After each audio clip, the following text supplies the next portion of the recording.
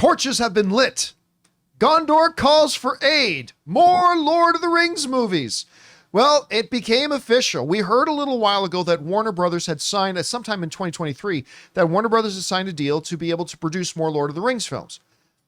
We haven't heard anything about it since until today, as it has been now announced in Variety. Warner Brothers to release new Lord of the Rings movies, The Hunt for Gollum in 2026, Peter Jackson to produce, and Andy Serkis, who of course played Gollum and was Peter Jackson's second unit director, to direct the new movie. This is what Variety wrote. They said the following. Warner Brothers will release the first of its new batch of live-action The Lord of the Rings films in 2026, which will focus on Andy Serkis's Gollum. The original Lord of the Rings trilogy filmmaker, Peter Jackson, and his partners, Fran Walsh, who is also his wife, by the way, and Philippa Boyens, are producing the movie and, quote-unquote, will be involved every step of the way, Warner Brothers Discovery CEO David Zaslav said during an earnings call on Thursday. All right. So the only thing to me that could make this news better is if Peter Jackson himself was going to be in the director's chair. But having seen that movie that Andy Serkis directed with Claire Foy and Andrew Garfield called Breathe, which I know it didn't do. I know a lot of you guys did not see Breathe. Andrew Garfield, Claire Foy, go look it up. It's a wonderful film. It's a smaller, character-driven, beautifully emotional, without feeling manipulative. It is a wonderful film that was directed clearly by a guy who knows what he's doing directing. Now, he did Venom 2, and I personally like Venom 2, but even I acknowledge it has some shortcomings, but I think most of the shortcomings in Venom 2 came from the script rather than the direction of the film. Be that as it may, Andy Serkis was also Peter Jackson's second unit director. Peter Jackson trusted him so much that when Peter Jackson decided to direct the Hobbit movies, he had, Andy Serkis come and be his second unit director. So if it's not going to be Peter Jackson, you got the right guy doing it. There's a couple of big things that make me very excited about this. Take a look at this. Number one, that Peter Jackson is producing it, and not like Steven Spielberg, just producing in name only, which Spielberg does a lot. According to Zaslav, at least he's going to be involved in every single step of the process of making this movie. And why do I believe that? Because of point number two, and this is maybe the most important thing. Walsh and Boyens, who wrote the screenplays for the original Lord of the Rings movies, are writing the screenplay for this. Let me repeat that. The writing pair who wrote the screenplay for Fellowship of the Ring, Two Towers, and Return of the King are returning to write the screenplay for this. That's huge. And being that that's also Peter Jackson's wife, they're not lying when they say he's going to be involved in every step of the process. And then number three, for me, just because I love Breathe so much, Andy Serkis directing it, I love. Now, what do I think about them making it a Gollum movie? You know my feeling on prequel stuff. I prefer stories to move forward. I would have liked to seen what's happening in the Shire and in Middle Earth in general after the elves hightailed it out and went back into the West. I mean, that's where I would like them to go. I'm not big, but I felt the same way before Rogue One came out, and I think Rogue One is masterful. I love Rogue One. So would I prefer them to tell another story in a different era? Yes, I would. But does that mean that the movie still doesn't have the potential to be absolutely fantastic? Obviously, it still does. And again, with Walsh and Boyens actually writing the script, it gives me a lot of hope. It gives me a lot of enthusiasm.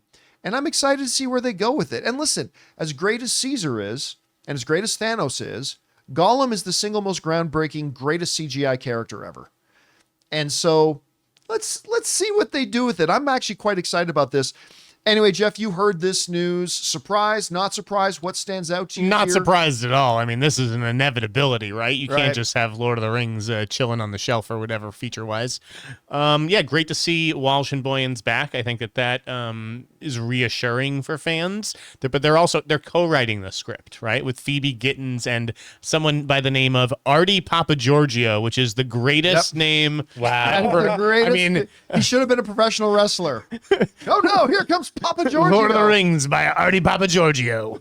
I like Gollum, you know, I think that you're right. If it's not going to be Peter Jackson himself, then who better? Like who understands Gollum better than the guy who played him, Andy Serkis, who's been directing big movies as well with Venom, the Venom sequel, and the Mowgli Jungle Book movie. So I dig it. Were you aware though, John, that someone actually already made this movie?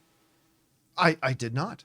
It was a 2009 fan film directed by Chris Bouchard that runs about 39 minutes, and Really? it apparently got like great reviews when it came out in 2009. I think it's maybe available on YouTube. I'm not sure, but THR has an interesting story about that.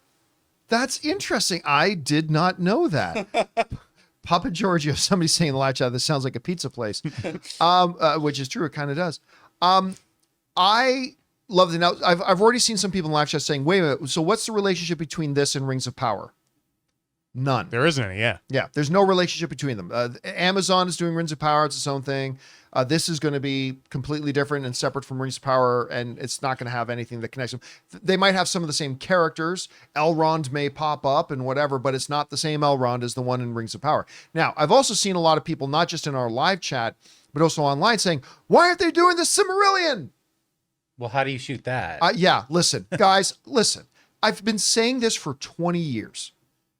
People asking for this to get made in a movie. It's not filmable. It's just not. It would be, because as a book, it's all over the place. Mm-hmm. And not that the book's not great, but that can work as a book. It's a record. I don't think you can make that into a coherent, watchable, engageable movie. I think it's great as a book, and I would encourage anybody to pick up the book and read it if you want to get really into a lot of the lore of Middle-earth and all that kind of stuff. But I can't see them. It would be, yeah, Mark Newman puts it really well. He said if you try to watch that as a movie and if you try to do it at all true to the book, it would come across extremely disjointed.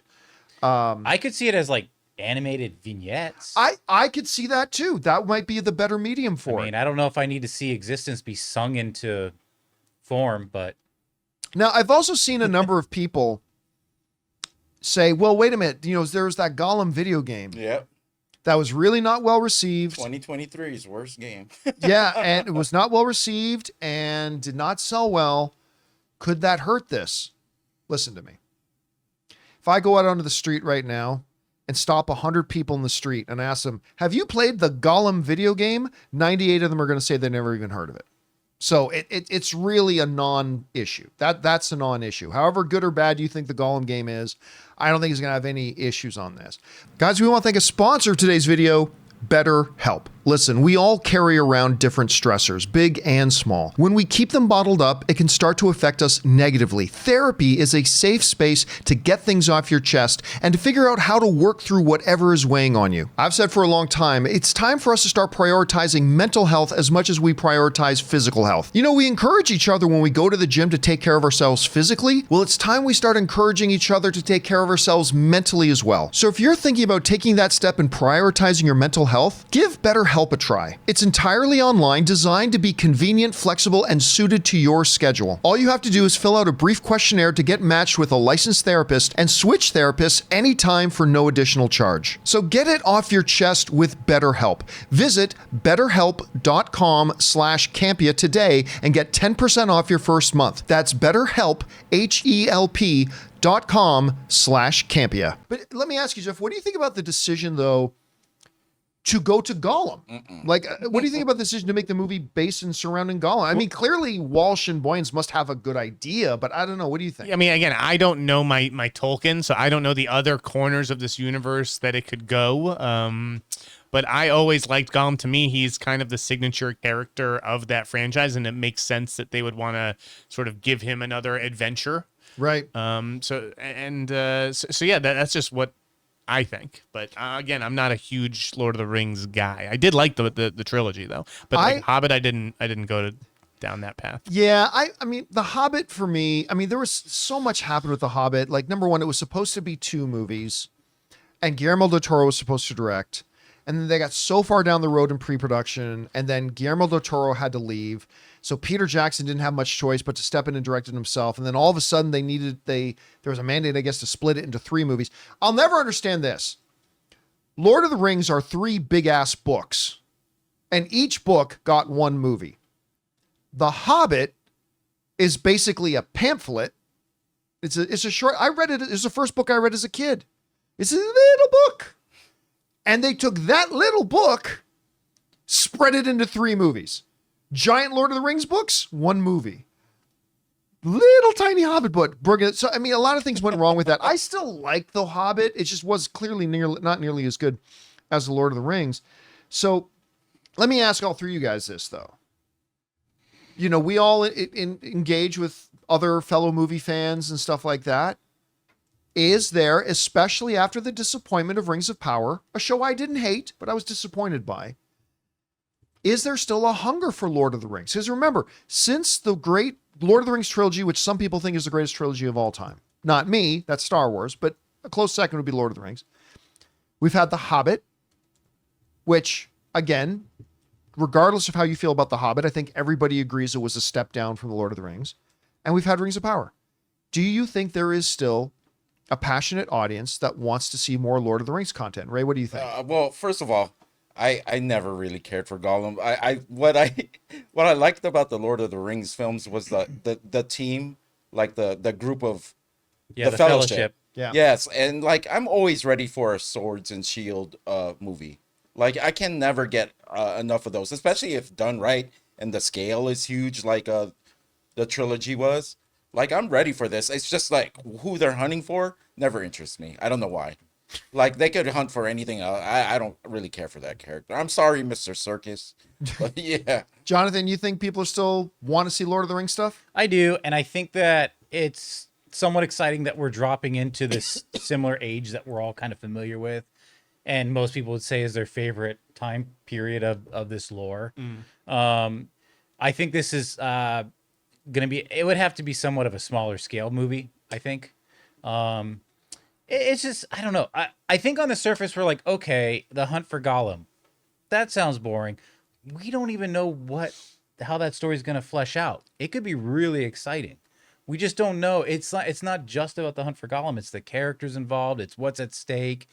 I'm assuming the hunt for Gollum means this is when they were trying to get him and then they were going to torture him to get the information. Yeah, when Sauron's agents were out after him when they were hunting for the ring. Here's my concern. I have like 50 favorite scenes from the Lord of the Rings movies, but one of them is definitely when Gollum is having that conversation with himself. Oh yeah. And they kept the camera angles to, like, I just love that scene so much. But Gollum to me is kind of like Hawkeye and Black Widow.